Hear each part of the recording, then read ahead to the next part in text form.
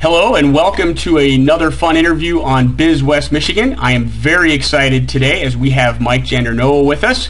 Now, if you want to know the definition of a business rock star, Mike is the embodiment of that definition. He and Sue Jandernoa founded the Jandernoa Entrepreneurial Mentoring Program, which is the main topic for today. He is the former CEO of Perriogo. He's a partner in Bridge Street Capital.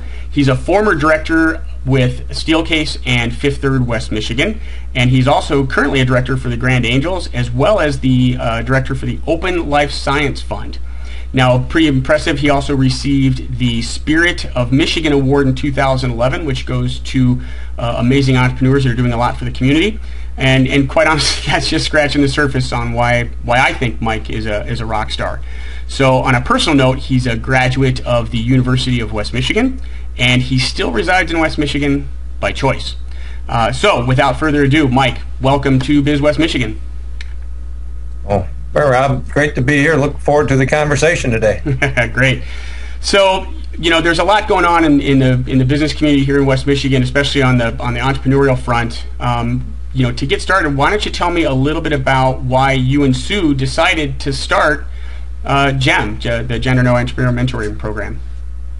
Well, as we looked around the country about 3.5, 4 years ago, we were looking for something that could help drive business in West Michigan and how business leaders could get involved in that. And I found this concept that was in play down in Kansas City about mentoring existing CEOs and helping those CEOs grow as leaders and the relative impact on jobs in their community. And I thought, wow, that would be a perfect fit for our culture here in West Michigan. With so many small and family businesses, it would be a great opportunity for existing CEOs and presidents or former presidents and CEOs to get involved with the current crop of presidents and CEOs and help them grow and develop as leaders. Awesome. Now, you know, a little bit of background so that everybody knows at least why I think you're a business rock star. When you were with Perriogo, you were CEO there for how many years? 22 years. 22 years. Now, you only experienced a little bit of growth while you were there. You went from 30 million when you first got there to it's now over a $2 billion. That's billion with a B Right. Organization. You know, here's a bit of a silly question though, Mike, but how did you do that? Well, we did it because we had a very quality team of executive committee members, but importantly, we put a culture together at Perriogo and a process that enabled the employees at all levels to make a huge difference. The fact that we're in the store brand over-the-counter business meant that we were manufacturing products that other companies had developed and put patent. Well, once that patent came off, we wanted to provide that same quality product at a significant savings. So our passion needed to be to have our employees at all levels be able to make a huge difference in what we did to maintain that quality and lower the cost.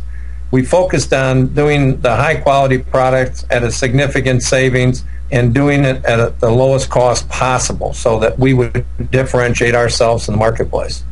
Awesome. That timeline built and the momentum continued to grow, and with the process and the culture of the employees, their pride and confidence grew, and that continued to enable us to grow our market share in a rather dramatic fashion. Wow.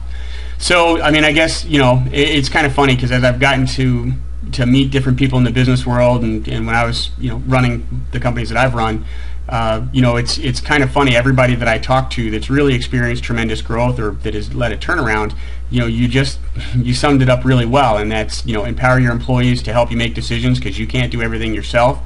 Keep a tight eye on costs and manage your growth and take advantage of opportunities. I mean, that's a pretty simple formula. It's just It is a simple formula, but I think that part of that aspect has to be your ability to communicate the vision and mission of your company to your employees and get them engaged with making that vision a reality. And it's worked very well at Perriogo, and it's worked well in Allegan, but it's also worked well in so many of the acquisitions that we've made across this country and now across the world.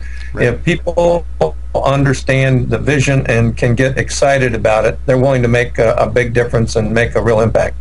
And you're so right. I mean, the main thing, obviously the book that I wrote with the Simple Focus Plan talks about just that. And the companies that I've used it in and the clients that I've used it with, and including Superior and everybody else, is if you have a very defined vision, you know exactly what it is, and if you share it without your organization or throughout your organization, it's amazing how when everybody's pulling in the same direction, how much easier things are. So when you guys were doing that and you're going through the whole process, now obviously 22 years is a pretty long time, but were there any defining moments when you were there, or like a couple things that happened or clicked that it really kind of took off? I mean, is there one, or can you share them with us? Yeah, I think there were a couple defining moments. Clearly, as we put in the culture of what we called professional management, that we wanted to empower the employees and engage them, we were faced with the Tylenol tampering poisoning in Chicago that happened. And so we were a highly leveraged company with small market share, but we had a variety of products and lines. And when we engaged the employees to respond to that demand to put tamper-evident packaging on all the products that we had in the over-the-counter drug segment, we had to do it for over 200 different products in a very short period of time. And the task seemed so daunting that I think many of our employees felt it was going to be too difficult for us to do it. But as we gained momentum and we accomplished that faster than any other company, even those companies with only 5 or 10 products, it built a tremendous amount of confidence that helped build that enthusiasm throughout the company to take us to the next level. So clearly that was one of those clearly defining moments. So. And another one was when we did a leverage buyout. We had one of our major customers, Revco, our 4th largest customer at the time, declare bankruptcy just after we did this refinancing. And that put a tremendous stress on everybody. And for everybody to step back and for us to adjust the plan and stay focused, we worked through that. And again, the pride it built, not just within the senior executives, but the pride it built on the plant floor or in any of the offices throughout the organization was very noticeable and very, very important. Wow.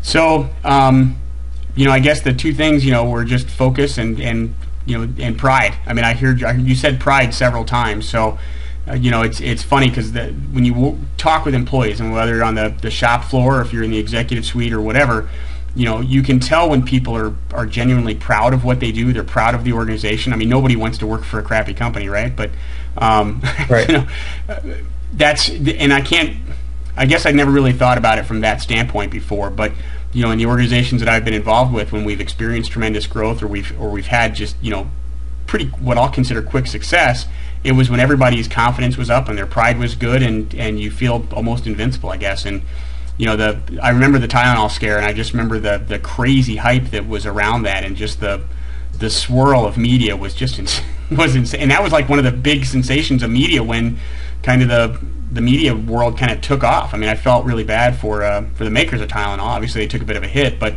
organizations like you guys, you looked at it, and yeah, that was a pretty daunting task. So, obviously taking the experience that you had with Perriogo and the other stuff that you've gotten to do throughout your career, you started the mentoring program. Now, your team, let's talk a little bit about the mentoring program if we can, because I know that you guys are getting ready to take on the next class. You're taking applications for the next class of mentors or mentees. Your team connects them with a mentee, and you've got some pretty heavy hitters as far as the mentors within your program.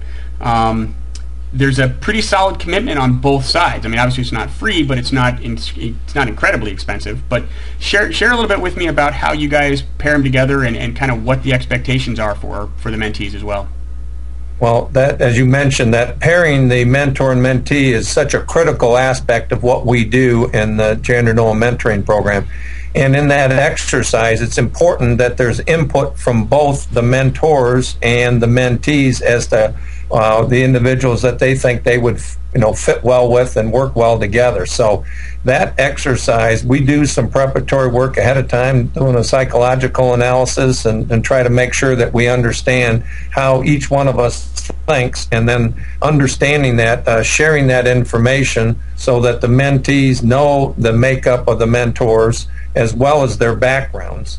And so we set up a process that they can have an opportunity to meet with them socially a couple times, and then also we do what we call a speed dating exercise, where we simply give the mentees 4 opportunities to pick 4 different possible mentors that they can spend a half hour with, and spend some in-depth time talking about themselves and how they might work together.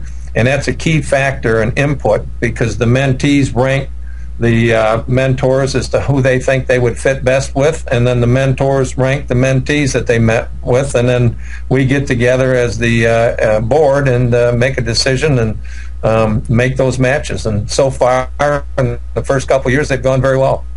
Well, and a couple of success stories that I know of personally, and a couple of companies that are in there, you've got Scott Crowley with the Highland Group. And obviously, they're an ad agency and a marketing firm that's doing very well. They were successful before, but from what I've seen, over the past couple of years, I mean, they've really kind of launched several pretty good growth pattern. The other one is Dave Fensky with Unisource Office Furniture.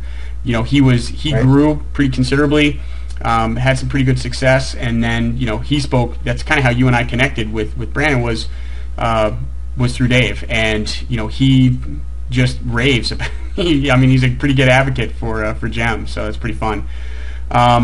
So as we're looking at this, and you're looking at the mentees that you're looking at, and why don't you share with me a little bit of the requirements that if they wanted to apply or people are interested in the program, what you're looking for?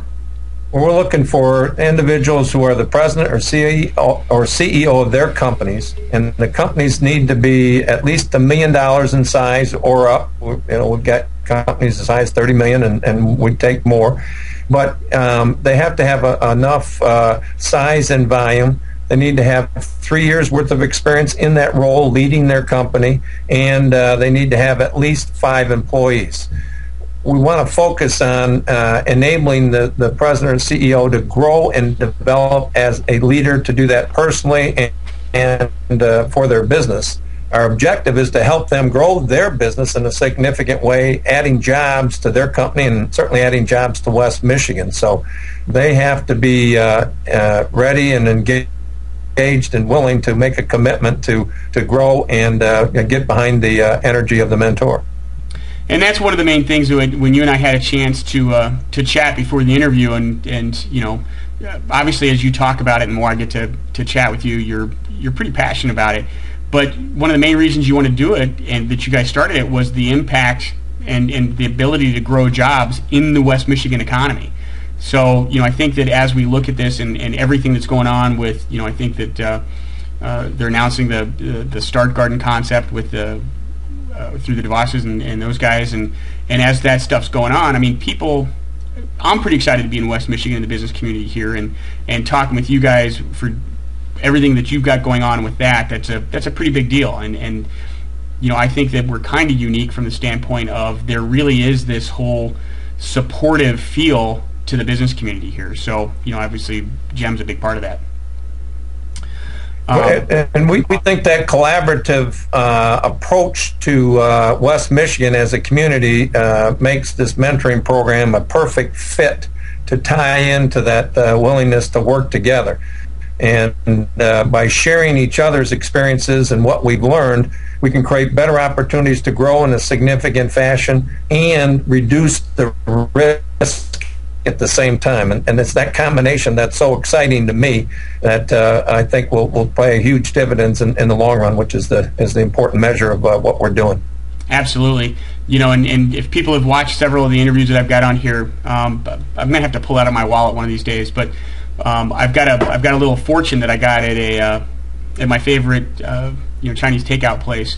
And I've gotten a couple versions of it over the past couple of years, but the one that I have laminated in my wallet right now says that people learn little from success but much from failure. And I think that mentoring programs like what you guys are doing allows people to take advantage, if you want to call it that, of other people's experience. And experience is typically how you got through the bad times. We can all say, yeah, I won, and you do all that stuff, but you're like, how'd you do it? And they're like, I ran hard. But when they fail and something didn't work, it's like, well, I need to do this better, and I need to do this better, and I should have done this and this. You can kind of tear it apart and look at it, and that's really when, I know for me personally, that's how you learn. So, okay, so Mike, I told you that I was going to ask you the question, kind of my hook question for all the interviews that we get to do. If you look back on your pretty rock star careers, I've said it, and I know that you think that's kind of funny, but what's the biggest mistake that you've made, or if you could go back and change one thing, what would it be? It would clearly be the timing of our implementation of SAP. We were putting in a new IT system, and when we put the SAP system into place, what we did was an incredible amount of work and energy in preparing for that. The SAP modules themselves, we did an excellent job, the employees did, but what we were not prepared for was the way the SAP system would work with our other software systems, and we had a very difficult time. It was painful not only on the management team, but very painful for the employees, but the employees stood up in a phenomenal way because they were making very good bonuses, and because of the system not providing the right information, they lost all their bonuses, went from, in some cases, 25 or 30% to zero, and they're required to work overtime for a period of time. But they did it, and we recovered, and the system has worked beautifully since. It was just a very rocky and very difficult start. Wow. And based on the size and having had a little bit of experience with trying to put ERP systems in like SAP and that, and worked on teams that I've done, that we've done that, that's a pretty big one. It is. We just would have it back as one. That would be clearly, I don't have to think about it long for that question. Wow. Well, Mike, I really appreciate this. I'm going to have a link down below underneath the interview where they can obviously check out the site, and they can do that. I want to say personally thank you on my behalf for what you guys are doing for the business environment and community in West Michigan, and I'm really looking forward to getting to know more of the mentees that are in the program and some of the mentors. We had Kathy Crosby got interviewed by Deborah a while back, and it's just thank you. I appreciate everything that you guys are doing. Well, thank you very much. I appreciate it. We're excited. We're blessed. One of the absolute best thing that's been happening is that we've had 15 mentors and 15 mentees, and all the mentors are volunteer. They don't get paid, but all of them are happy and excited about it. And to me, that's tells so much of the story of the impact that we can have, is that these talented individuals are willing to give time, and it's a 3-year commitment. So it's not just a couple weeks or a couple months. It's 3-year commitment by both the mentors and mentee, and for to be 2 years deep into it, and they're so pleased and excited about it is fantastic.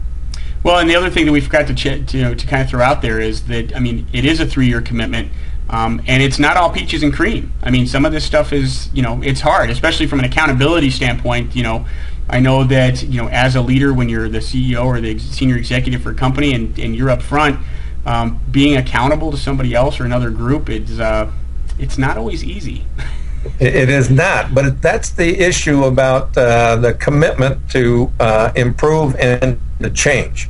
And change is not easy, but if you are willing and focused on growing your own skills as the leader in your organization, you have to be willing to make the changes. And there are always surprises and bumps in the road. We face them in all of our businesses. I started at Perriogo. We're 30 million. This year we'll be 3.2 billion. But it has not been a straight line, and it's still on the board at the Perriogo meetings each quarter. There's something that comes up in some part of the world or some aspect of the business that we never anticipated at the beginning of the year, and you have to be able to adjust to those changes. And having mentors that have been through those experiences pay huge dividends, and sometimes you're so caught up in your own world that this bump comes along and it really throws you off your step and off your stride, and you got to be able to step back and get back on stride right away and get moving. Right. Well, that's pretty much it. I think I've taken enough of your time. I know you've got a lot going on. Yep. Again, thank you so much for taking the time. I'm really excited to see the next class for GEM, and Yep. and if we can do anything to help you guys from BizWestMichigan.com standpoint, let us know. But Mike, thanks a lot. I've had a really good time Okay. getting to know you, and I really appreciate it. Sounds great. Thank you. Good luck in your businesses. It sounds like you've got a couple of them going on. We've got a lot going on. So we've got some events coming up that we're trying to organize for BizWestMichigan and some other stuff. So we'll definitely keep you posted on that. So That's great. All the best. Thanks, Mike. Thank you.